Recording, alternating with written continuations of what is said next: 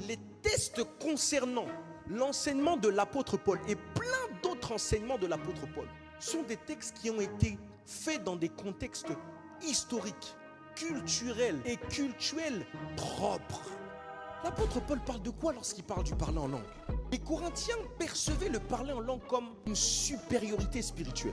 Ils s'estimaient supérieurs aux autres parce qu'ils parlaient en langue. Cette pratique-là, qui nécessitait en tout cas dans les premières heures de l'église une extase, ressemblait à ceux qui se faisaient au milieu des Grecs. Il y avait un culte qu'on appelait le culte des mystères grecs, à l'époque des Grecs.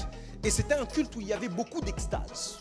Donc il y avait un désordre incroyable. L'apôtre Paul, pour réguler ce désordre, il a mis des règles. Ces choses sont à prendre dans le contexte de l'époque. Avant d'aller dans tous les sens, vous devez comprendre deux choses. La première des choses, c'est qu'on parle de la prière et on parle de la prophétie. Lorsque je prie, je parle à Dieu, n'est-ce pas? Lorsque je prophétise, je parle aux hommes de la part de Dieu. Donc, lorsqu'on parle de l'interprétation doit être liée à l'édification. Ma question est celle-ci, qui doit être édifié? Lorsque je prophétise en langue, il est tout à fait normal que j'interprète ce que je dis ou que ce que je dis soit interprété. Pourquoi? Parce que ce que je dis est pour votre édification. C'est un message que je reçois de Dieu pour vous. Mais lorsque je prie, je ne m'adresse pas à vous.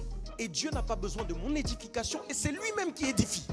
Donc lorsqu'on prie en langue, il n'y a pas obligation d'interprétation parce qu'on ne parle pas aux hommes, on parle à Dieu. Si tu cherches à être édifié par ma prière, tu ne pries pas, tu m'écoutes prier. Et c'est là le désordre. Quand tout le monde prie, tout le monde s'édifie et du coup chacun est focus sur ce qu'il dit mais pas sur ce que l'autre dit. Si je prie pour l'assemblée comme quand je rends grâce à la fin, est-ce que vous m'avez déjà entendu rendre grâce en langue ici?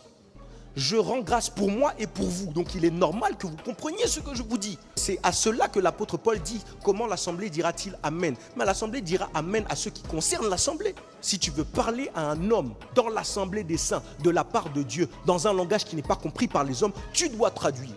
Mais lorsque tu parles à Dieu, même en assemblée, parce que l'assemblée des saints ne supprime pas le principe du lieu secret. Lorsque vous vous trouvez ici, vous êtes aussi en esprit, parce que c'est en esprit que vous parlez à Dieu. Vous avez le droit, même étant en assemblée, de prier pour votre vie.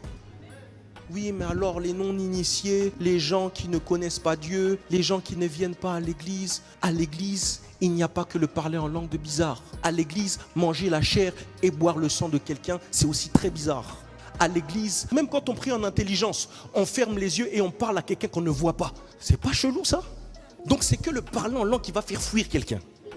Ah,